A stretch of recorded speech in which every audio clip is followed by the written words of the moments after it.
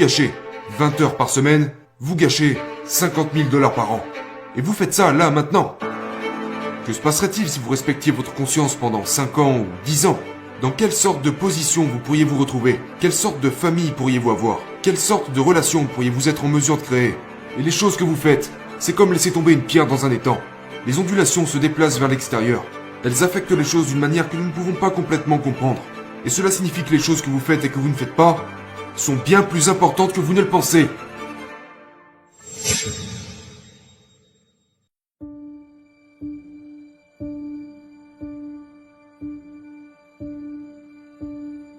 Vous savez, si vous prenez des gens et vous les exposez volontairement à des choses qu'ils évitent et dont ils ont peur, et qu'ils savent qu'ils doivent surmonter afin d'atteindre leur objectif autodéfini. Si vous pouvez enseigner aux gens à tenir tête aux choses dont ils ont peur, ils deviennent plus forts.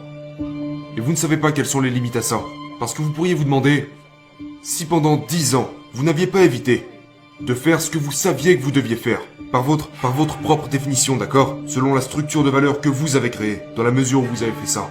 À quoi ressembleriez-vous?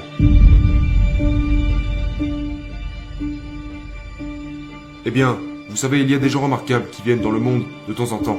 Il y a des gens qui trouvent, au cours de plusieurs décennies, à quoi ils pourraient ressembler s'ils étaient qui ils étaient vraiment. S'ils parlaient de leur être, en le poussant vers l'avant. Et ils deviennent de plus en plus et de plus en plus forts. Et nous ne connaissons pas les limites supérieures à ça. Et donc vous pourriez dire, eh bien, en partie peut-être, la raison pour laquelle vous souffrez pourrait être laissée de côté. Parce que vous n'êtes pas tout ce que vous pourriez être. Et vous le savez. Et bien sûr, c'est une chose terrible à admettre. C'est une chose terrible à considérer. Mais il y a une vraie promesse là-dedans, parce que ça signifie que... peut-être y a-t-il une autre façon dont vous pourriez voir le monde, et une autre façon dont vous pourriez agir dans le monde. Et dans ce cas-là, l'image que vous aurez de vous-même sera bien meilleure que celle que vous avez de vous actuellement.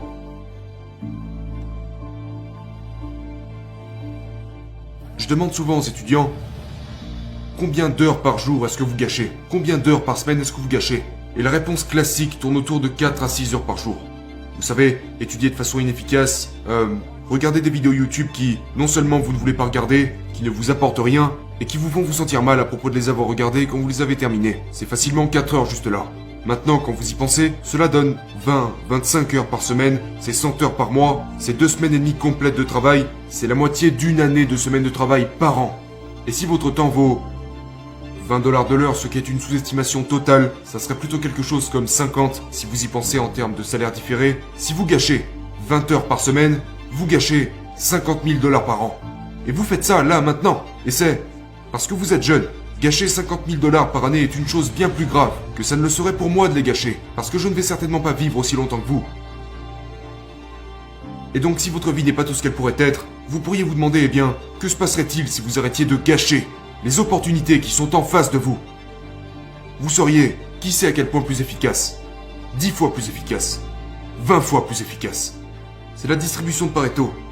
Vous n'avez aucune idée d'à quel point les gens peuvent devenir efficaces. C'est hors des statistiques.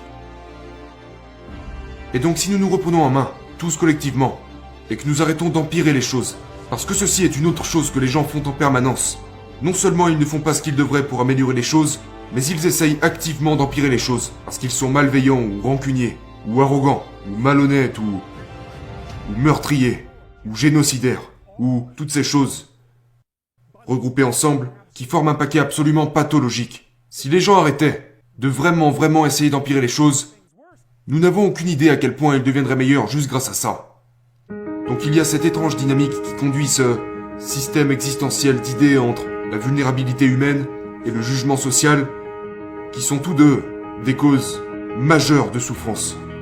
Et rajouter à ça l'incapacité des gens à assumer leurs propres responsabilités. Une des autres choses que j'ai souvent demandé à mes classes d'étudiants, vous savez, il y a cette idée que les gens ont une conscience. Et vous savez ce qu'est la conscience. C'est ce sentiment ou cette voix que vous avez dans votre tête juste avant que vous ne fassiez quelque chose que vous savez être stupide, qui vous dit que vous ne devriez probablement pas faire cette chose stupide. Vous n'êtes pas obligé de l'écouter, assez bizarrement.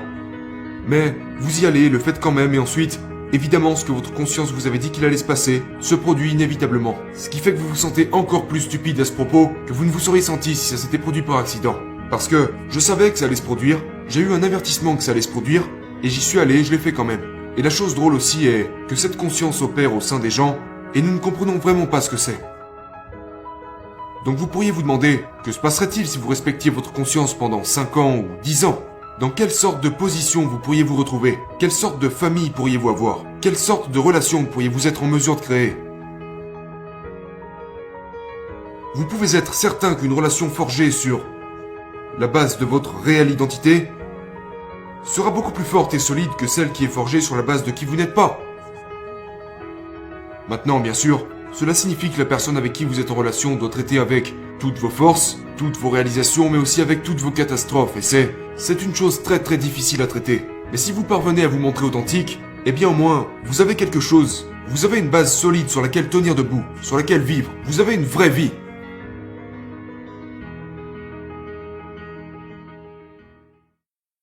Ce n'est pas seulement votre destin qui dépend de savoir si oui ou non vous vous ressaisissez, et dans quelle mesure vous décidez que vous allez vivre votre propre véritable être. Ce n'est pas seulement votre destin, c'est le destin de tout le monde avec qui vous êtes en réseau.